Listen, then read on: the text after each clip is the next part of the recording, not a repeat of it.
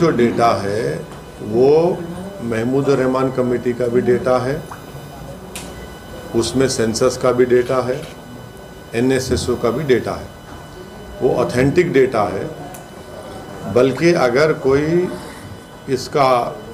इसको सच नहीं मानता तो मैं उसको चैलेंज कर रहा हूँ कि उसको मैं जो कुछ बोला उसको झूठ साबित करूँ। साहब उसे स्ट्रक्चर कमेटी हो, महमूद रहमान कमेटी हो या फिर सेंसस, इसके बाद कोई डेटा के लिए अलग से कमेटी नहीं बनाई है? डेटा आया ही नहीं, अपडेटेड डेटा जो है वो आया नहीं। नहीं, ये जो है महमूद रहमान कमेटी का भी डेटा उसमें है और अपडेटेड डेटा भी उसमें है, दोनों भी है।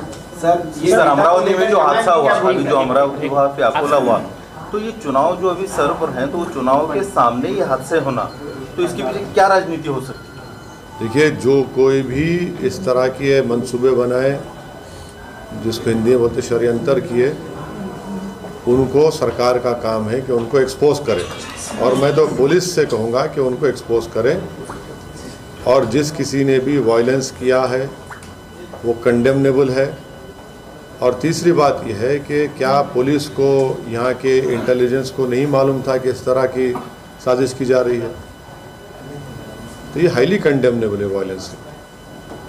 सर आपने जो डिटेल डाटा जब कहा तो मराठाओं का इतना बेनिफिट है ये, तो आपका कहना क्या है, मराठाओं को आरक्षण देना है या नहीं देना?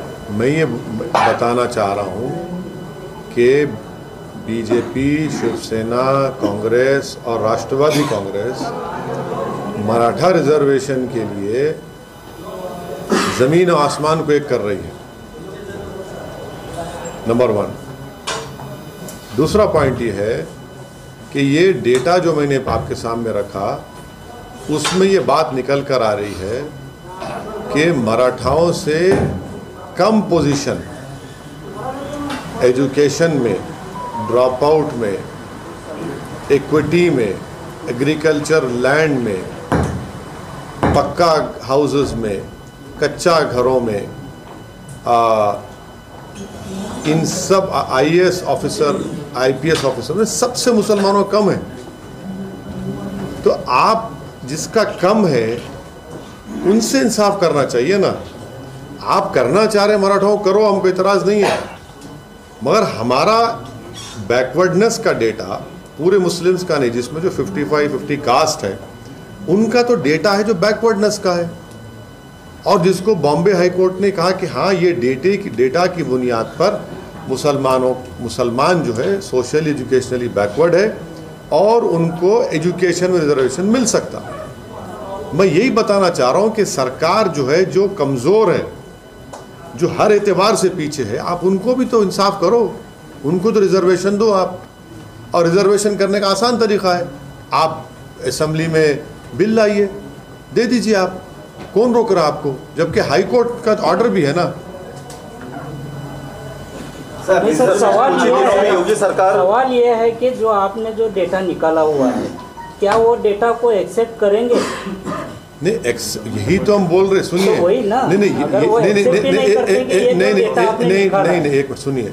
ये आपके मेरे घर में बैठ के नहीं बनाए हम लोग, समझे ना।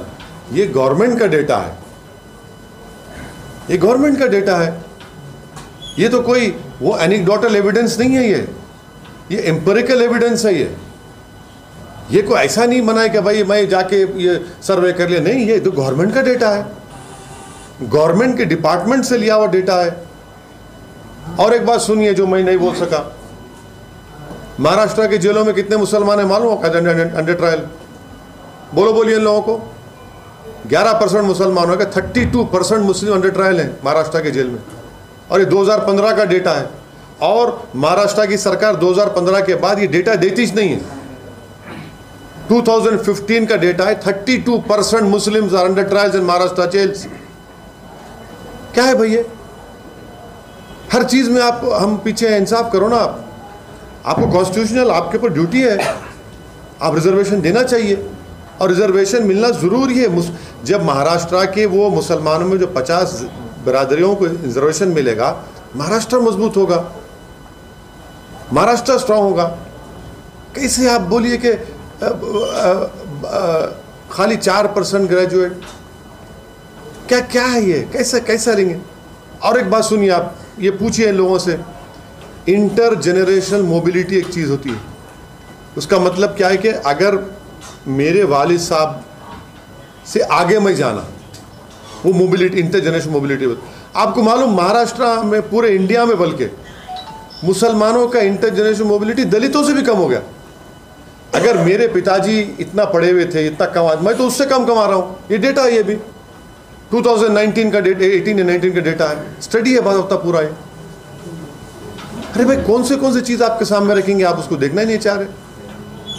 सर आने वाले चुनाव में आप फिर से अम्बेडकर साहब के साथ हाथ में हाथ मिलाएंगे, ऐसी चर्चा चल रही, तो उसके बारे में? अब अभी तक तो नहीं हुआ है, गैब का हाल अल्लाह जानता, मेरे को नहीं मालूम क्या होगा आगे जाके। सर आपका इरादा क्या? 6 कॉर्पोरेटर एनसीपी के मंच पर दिखाई दे, हाँ। लेकिन अब तक उस पर कुछ भी कार्रवाई नहीं हुई अधिकृत तौर पर, तो आप क्या बताएंगे सर? अब अगर कोई अपना घर छोड़ के भाग गया तो मैं क्या करूं? मैं क्या करूं? छोटे बच्चे तो नहीं है ना, उन्होंने अडल्ट है। नहीं सुनिए, अडल्ट है, 18 साल की उम्र के, वो बड़े हो गए, चले गए, उन्होंने क्या करते जान दो। मुस्लिम आरक्षण को लेकर जो आपकी सवाल, मुस्लिम आरक्षण के मुद्दे को लेकर जो आपकी भूमिका है, इसमें कहीं ना कहीं इतनी देरी क्यों हो गई? नहीं देरी, आपको देरी क्यों नजर आ रही है? आप बोलते जब नहीं, ये सवाल मेरे हिसाब से अगर आप उनसे पूछ लें कि इतनी देर क्यों लगा रहे हैं देने में। आपको मालूम होगा कि महाराष्ट्र के अंदर मुसलमानों के रिजर्वेशन के ताल्लुक से कई जगह के ऊपर है तो ये मोर्चे भी निकाले गए, असेंबली के अंदर हमने भी आवाज़ उठाई। हमारे एमएलएज, जो आज 2 एमएलएज हैं हमारे धुलिया के, मालेगांव के, दोनों ने असेंबली के अंदर पुरजोर तरीके से मुतालबा किया कि मुसलमानों को रिजर्वेशन देना चाहिए करके। मैं खुद एमएलए था, आप यूट्यूब के ऊपर जाइए और सुनिएगा कि कितनी मरतबा हमने उठाए हैं करके। पार्लियामेंट के अंदर असदुद्दीन अवैसी साहब ने इसके ऊपर पूरे सिर्फ महाराष्ट्र के मुसलमानों के ताल्लुक से ये उठाए हैं करके। हम भी इंतज़ार कर रहे थे कि आप तो इतना लड़ रहे थे। मैं तो गवाह हूँ इस बात का कि वो जब लड़ते थे, देवेंद्र फडणवीस से मांगते थे और शिवसेना से मांगते थे, तो मुझे ऐसा लगता था कितने हमदर्द है कौम के कि ये सत्ता में आते ही सबसे पहला काम करेंगे कि मुसलमानों को रिजर्वेशन देंगे। अब 2 साल हो गए हैं, हमारी भी इंतहा की जो इंतज़ार का जो हमारा ये था लिमिट, वो ख़त्म हो चुकी है। तो अब हम आए हैं, और ये टाइम आप बोलेंगे कि अब आप तो इलेक्शन के टाइम के ऊपर आए हैं। बिल्कुल सही आप सवाल करेंगे उसमें, क्योंकि ये दोबारा आपके पास आने वाले हैं, दोबारा आवाम के बीच में जाने वाले हैं। वही टाइम के ऊपर हम चाहते हैं कि आवाम उनसे ये सवाल करे करके, क्योंकि उनको भी मतलब आवाम के बीच में आके फिर उनको ये कहना है कि हमारे को मुसलमानों की हालात क्या है करके। हम चाहते हैं कि आवाम ने है तो उनसे सवाल करे कि आपने तो उस वक्त मांगे थे 2014 में, 15 में, 16 में, अब सत्ता में आने के बाद है तो मुंह में लड्डू क्यों लेके बैठ गए? पार्लियामेंट में जब लास्ट पार्लियामेंट सेशन में कॉन्स्टिट्यूशनल अमेंडमेंट बिल लाया गया था, उस वक्त मैं बोला ना, मैं खुद बोला, बोला क्या मुस्लिम आरक्षण का नहीं बोलेंगे? शिवसेना एनसीपी के एमपी को बोला तुम भूल गए। रिपोर्ट का हवाला दिया, मेरी स्पीच है वो पार्लियामेंट में। फडणवीस साहब बोलते हैं धर्माच्या आधारावर आरक्षण देता है। नहीं सुनिए, फडणवीस साहब को जो है हाई कोर्ट का ऑर्डर पढ़ना चाहिए, बॉम्बे हाई कोर्ट का। उन्होंने तो जज नहीं है ना, उनकी लीगल नॉलेज जज से कम है। उन्होंने बहुत चालाक आदमी है, उन्होंने तो रात के अंधेरे में गवर्नमेंट बना लिए थे, दोनों शादी कर लिए थे सुबह सुबह, और एक जना उठ के भाग गया, भागा की भागी की जो भी है। मगर हाई कोर्ट का ऑर्डर तो ये बोल रहा है कि बॉम्बे हाई कोर्ट का कि मुसलमान को आरक्षण मिल सकता है, क्योंकि उनका डेटा है। मुसलमान को नहीं, मुसलमानों में जो कास्ट है महाराष्ट्र में वो उनको है। सर एक मुद्दा ऐसा था, शेतकरी हो या आरक्षण का मुद्दा, शेतकरी हो या आरक्षण का मुद्दा, अगर बीजेपी सत्ता में आती तो कांग्रेस राष्ट्रवादी आरक्षण के मामले में लड़ती, शेतकरी को कर्ज माफी के बारे में लड़ती, लेकिन जब सरकार में आती तो वो बात भूल जाती। इसके बारे में क्या कहेंगे? इसीलिए तो मुसलमानों को बोल रहे कि आपको अपने मुकद्दर के फैसले करना है। इसीलिए तो महाराष्ट्र के मुसलमानों से बता रहे कि आपको धोखा दे के वोट हासिल किए। रिजर्वेशन छोड़ो, आप सेकुलरिज्म, कम्युनलिज्म, ओवैसी, फुला, शिवसेना, बीजेपी को रोकना, सब वोट ले लिए, बटोर लिए वोट, उसके बाद जाके गोद में बैठ गए शिवसेना के। यही तो हम बता रहे, ये धोखा दिए ना। तो इनको तो ये तो हर मामले में धोखा देते, तो इनसे कौन सी वफा की उम्मीद रखेंगे? योगी आदित्यनाथ का योगी एक मिनट सर, बिना आंदोलन करते हुए, बिना धरना प्रदर्शन करते हुए 3.5% वाले को 10% आरक्षण मिल सकता है, तो इसका कैसा समर्थन होगा? जिसकी संख्या भारी होगी उसकी हिस्सेदारी हो जाएगी ना।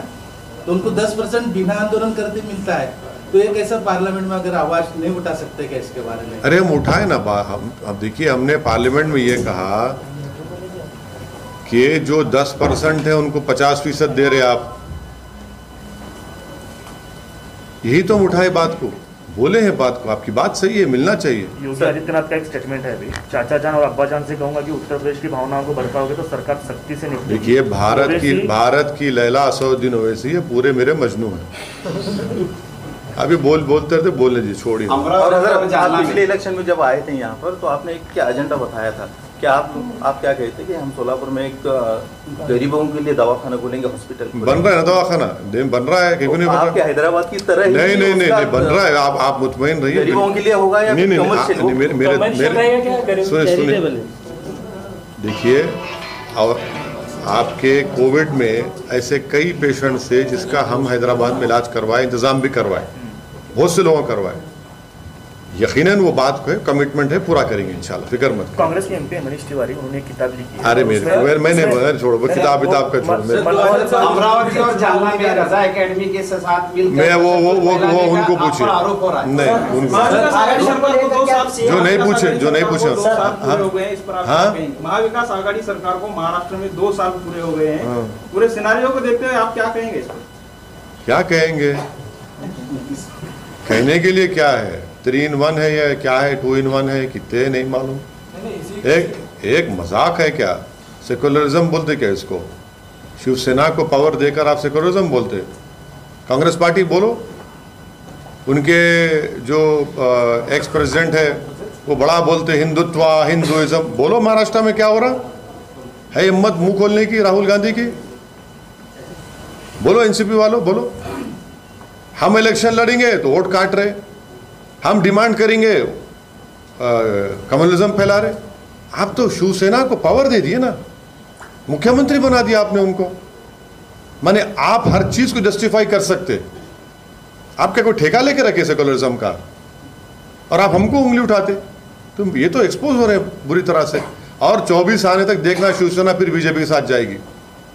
सर, 2022 में यूपी में चुनाव होने जा रहे हैं, तो आपका दल छोटे छोटे पार्टियां महागठबंधन बना दे रहे, तो आप किसके साथ जाओगे सर? क्या अकेले लड़ोगे कि गठबंधन बनाकर लड़ोगे? देखिए, अभी बहुत से बातचीत चल रही है, आगे क्या होता है वक्त ही बताएगा इंशाल्लाह। सर, अभी इम्तियाज जलील सर ने यहाँ पर भाषण में बोल दिया कि हम चलो मुंबई नहीं बोल रहे, हम मुंबई आ रहे हैं। हाँ, क्या मतलब, क्या इंटेंशन? वो इम्तियाज जलील बैठे हैं, वो खुद बोलेंगे। आप पार्टी के मुखिया हैं सर, आपसे नहीं, अरे मैं उन्होंने बोलना क्या, मैं बोलना क्या, एक ही है, बोलेंगे। नहीं, देखिए, हमने जब 27 तारीख का ये किया था, इस मुल्क के अंदर कानून सबके लिए बराबर है।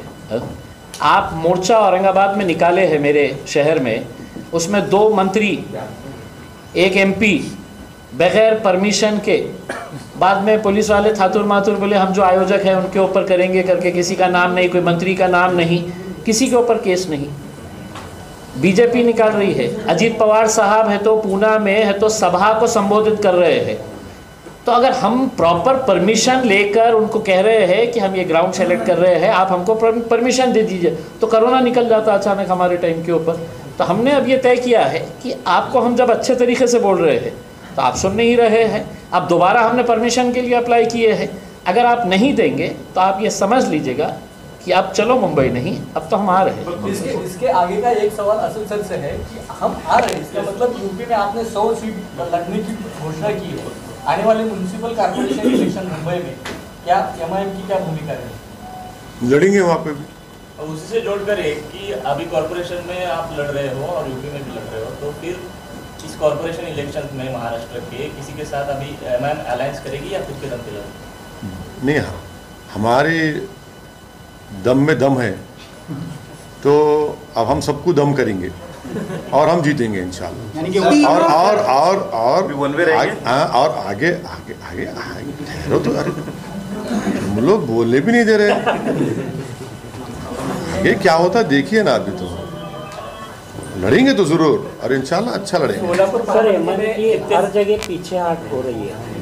अभी इससे पहले आपने देखा होगा गुलबर्गा में म्युनिसिपल कॉर्पोरेशन, देखिए गुलबर्गा, सुनिए गुलबर्गा सुनिए गुलबर्गा में से पहले मंदिर कबड्डी इलेक्शन, आप जर्नलिस्ट है, थोड़ा तो आप रिसर्च करना। सुनिए नहीं, आपका इख्तियार है सवाल करने का, मगर आप थोड़ा रिसर्च तो कर लेते।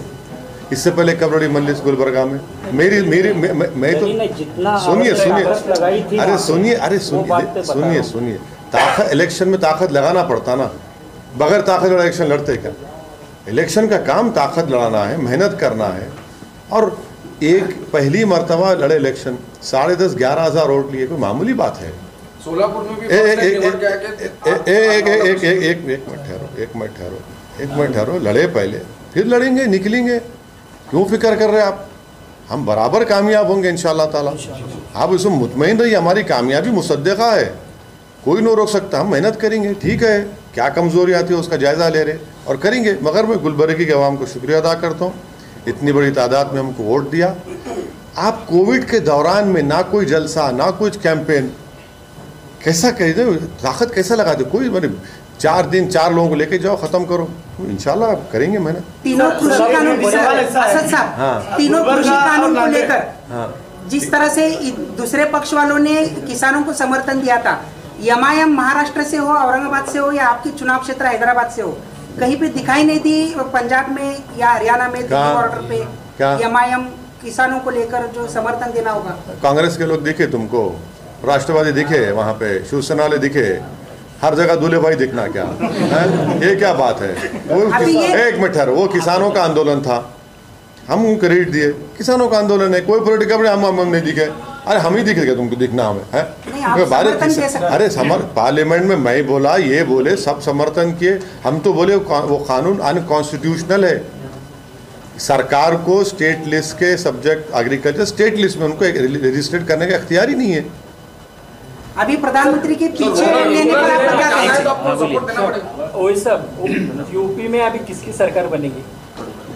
यूपी में किसकी सरकार बनेगी अभी? ये तो यूपी की जनता तय करेगी, वो जनता वोट डालेगी ना। हमारी कोशिश ये है कि दोबारा बीजेपी और योगी की सरकार ना बने। ये हमारा अरे अभी बंद कर देना, क्या बोलो? हमारी पहली कोशिश ये है। दूसरा, हम पूरी कोशिश कर रहे हैं कि हमारे कैंडिडेट्स की भी कामयाबी हो। खाता खुलेगा इंशाल्लाह, पूरी उम्मीद है। सर एक सवाल ऐसा है, गुलबर्गा का इलेक्शन हुआ, आने वाले 22 में 2022 में सोलापुर में भी इलेक्शन है। कांग्रेस राष्ट्रवादी लोग बोले जैसे नांदेड़ से गुलबर्गा से सफाई करे, वैसे एमआईएम का सोलापुर से सफाई करेंगे, उसके वास्ते क्या मास्टर प्लान है आपके पास? औरंगाबाद और बिहार का भी जिक्र करोगे? इंशाल्लाह बताएंगे क्या होता है, किसका सफाई होगा अल्लाह बताएंगे। बहुत इतना गुरूर है, इतना अहंकार है। वो अमेठी से हम कैसा हार गए? अमेठी से कैसा हार गए? 15 साल हुकूमत करके तीसरे नंबर पे आ गए। 15 इयर्स आप तीसरे नंबर की पार्टी है। गर्दन इतनी मोटी हो गई तो झुकने देख नहीं सकते इच्छे, तो वैसा ही हाल है उन लोगों का। सर सुशील कुमार शिंदे साहब ने बताया लोकसभा में, अरे नहीं, इस प्रकार से कृषि कानूनों को लेकर एक बड़ा चेहरा राकेश टिकैत साहब ने लेकर जो उसकी अगुवाई की और उनके नेतृत्व में वो पूरा जीत उन्होंने हासिल की। क्या मुसलमानों का CAA को लेकर असद ओवैसी बड़ा चेहरा बनकर एक नया प्रोटेस्ट उजागर करेंगे? देखिए, मैं चेहरा ना था, ना हूँ, ना कभी रहूँगा। सबसे ज्यादा सुनो, सबसे ज्यादा विरोध CAA का विरोध। हाँ नहीं, बिल्कुल ये विरोध करना मेरा कॉन्स्टिट्यूशनल राइट है, मैं करता रहूँगा। चेहरा भारत की जनता है जो ऐसे काले कानून को कबूल नहीं की, वही सबसे बड़ा चेहरा है। वही उनकी जो तकलीफ़ है, उनकी जो एंगर है, वही सबसे बड़ी चीज़ है। असदुद्दीन ओवैसी का भी चेहरा नहीं था, न रहेगा। ये जो अनकॉन्स्टिट्यूशनल कानून बनाए जा रहे हैं अपने 300 ब्रूट मेजॉरिटी के ऊपर, ये ब्लैक राइट टू इक्वालिटी के खिलाफ है। तो एमआईएम पार्टी का क्या इसकी हम बराबर उसके खिलाफ थे, है और रहेंगे। और हमने सुप्रीम कोर्ट में भी केस डाला है, जब कभी सुप्रीम कोर्ट उसका हियर करेगा करेंगे। और अगर NPR NRC पे रूल्स बनेंगे, प्रोटेस्ट होगा। और जिस तरह ये 3 फार्म लॉस को नरेंद्र मोदी की गवर्नमेंट वापस ली है, हम डिमांड करते कि उसी तरह इस कानून को वापस लो आप। ये गलत कानून है। मैंने अपनी पार्लियामेंट की स्पीच में कहा था कि ये कानून बनाकर आपने अफ़गानिस्तान में जो चेंज आने वाला है, आप भारत का जो स्ट्रेटेजिक हमारा था उसको आपने खो दिया। वो सही साबित हुआ। आज तालिबान की सरकार है, आपने खुद उस लॉ में लिख दिया दिसंबर 2014 तक। अगर आप उसको रिलीजियस न्यूट्रल बनाते, रिलीजन नहीं रखते, तो हम वो तमाम लोग जो अफगानिस्तान में तालिबान के खिलाफ थे उनको भारत में बुलाते, यहाँ पर हम गवर्नमेंट इन एक्साइल बनाते हमारी उनकी। एमआईएम सिटीजनशिप देने के पक्ष में है या नहीं? देखिए, सिटीजनशिप कैसे दिया जाता है, एक तो 11 साल और एक 5 साल। हम ये बोल रहे हैं कि कोई कानून जब आप रिलीजन के ऊपर बनाते वो गलत है। रिलीजन के ऊपर मत बनाइए कानून आप। अगर कोई रेफ्यूजी आता है, चाहे कहाँ से, चाहे वो हमारा अफ़गानिस्तान से, पाकिस्तान से, बांग्लादेश से जो हिंदू आता है, जहाँ के माइनॉरिटीज़ हैं, आपको पहले भी तो कानून था ना, आपको भी कौन रोका आपका? रिलीजन के ऊपर क्यों बनाते? और कोई ये आप सिटीजनशिप को आप कंफ्यूज मत करिए। देखिए, CAA को आप NPR NRC से जोड़ के देखना पड़ेगा। और NPR NRC क्या बोलता है कि मिसाल के तौर पर अगर यहाँ पर फारूक का नाम आ गया, जब NPR NRC होगा, आप जाकर तहसीलदार को बोल सकते हैं मैं फारूक के नाम पे ऑब्जेक्शन है मेरे को, ये भारत का शहरी नहीं है, तो तहसीलदार फारूक को बोलेगा तुम प्रूफ करो बेटा तुम भारत के सिटीजन है। ये सिर्फ मुसलमानों को कहा है? देखिए मैं आप, हाँ अच्छा सवाल है। ये क्यों कह रहा हूँ कि आसाम में जब supreme court monitored NPR NRC हुआ, सुप्रीम कोर्ट मॉनिटर करे, आपको मालूम एक दिन में सिर्फ 1 लाख मुसलमानों के नाम पर ऑब्जेक्शन दाखिल किया गया था, एक दिन में खाली। वही तुम बता रहे हैं आपको। आप डॉक्यूमेंट्स पूछेंगे, कागज़ लाओ, वो लाओ, ये लाओ, बस कितने गरीब लोगों के पास डॉक्यूमेंट्स होगा। आज ही देखिए, आज पेपर में पढ़ा मैं, सुप्रीम कोर्ट को गवर्नमेंट को कहना पड़ा कि बॉम्बे IIT में एक दलित बच्चे का एडमिशन, माने उसको JEE में क्वालिफाई हुआ, किसी टेक्निकल वजूहात की बिना पर वो उसको पूरा नहीं कर सका। ऐसे कितने परेशानी होंगे। तो यही हमारा ऑब्जेक्शन 2 चीज़ों पर, एक तो रिलीजियस न्यूट्रल होना चाहिए, और ये हमारे ये जो NPR NRC है उसको CAA से जोड़कर देखने की ज़रूरत है आपको। और तीसरा जो आसाम में हुआ, क्या हो रहा बताइए फिर आप। तो ये चीज़ें पार्लियामेंट में उन्होंने साफ तौर पर कहा था कि NPR NRC ये CAA का कोई ताल्लुक नहीं। आप एक मिनट ठहरिए, आप गलत बोल रहे हैं। मेरी आपसे गुजारिश है भाई, आप लोग बड़े, आप यंग हैं, इंशाल्लाह बहुत बड़े जर्नलिस्ट बनेंगे आप देखिए, पढ़ी जाके देख लिया करो लोकसभा में। नहीं ठहर तुम पूछ लेना, मैं आप सुनो मेरी बात, आप मेरे को बोलने तो दो। यही बात इम्तियाज जलील साहब गवाह है, अमित शाह तकरीर कर रहे थे, मैं उठ के बोला NPR NRC करेंगे नहीं करेंगे। 3 दिन पहले नरेंद्र मोदी बोले इसको क्यों जोड़ रहे NPR NRC से, अमित शाह खड़े के बोले ओवैसी जी NPR भी होगा NRC भी होगा। पार्लियामेंट का रिकॉर्ड है, देश का होम मिनिस्टर बोला वो बात को, मैं ही उनको सच निकालना था हमारे को, सच को बोल दिए।